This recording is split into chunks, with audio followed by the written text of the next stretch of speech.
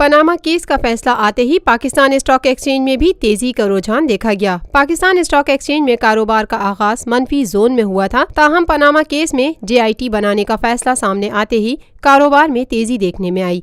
Pakistan stock exchange में कारोबारी हफ्ते के चौथे रोज जुमेरात को मार्केट में तेजी का रुझान गालिब रहा।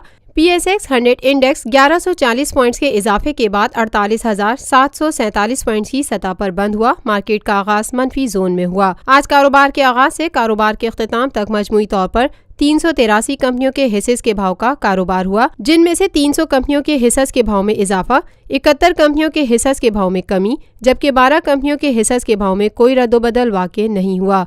मार्केट माहिरीन का कहना है कि मार्केट में उतार चढ़ाव का सिलसिला आइंदा भी जारी रहेगा। इस हवाले से जुबैर मोती ने कहा, JIT बना दी गई है। तमाम इन्वेस्टिगेशन ऑर्गेनाइजेशंस को कहा गया है कि वो है फौरी तौर पर इस पर इन्वेस्टिगेट करें कि पैसे कैसे शिफ्ट हुए हैं कतर में। लेकिन प्राइम मिनिस्टर को उनकी सीट से बर्खास्त नहीं किया गया, जिसकी वजह से मार्केट बहुत तेज़ी से ऊपर गई है।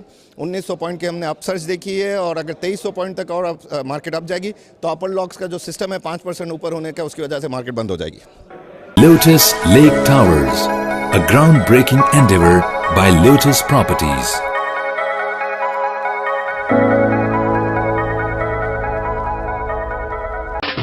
देसी खानों के मतवाले हो जाएं तैयार। पाकिस्तान का सबसे बड़ा बुफे वीकेंड आ गया है।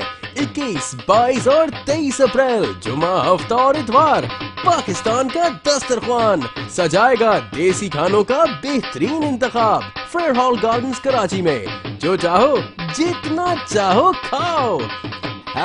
#PKDKHI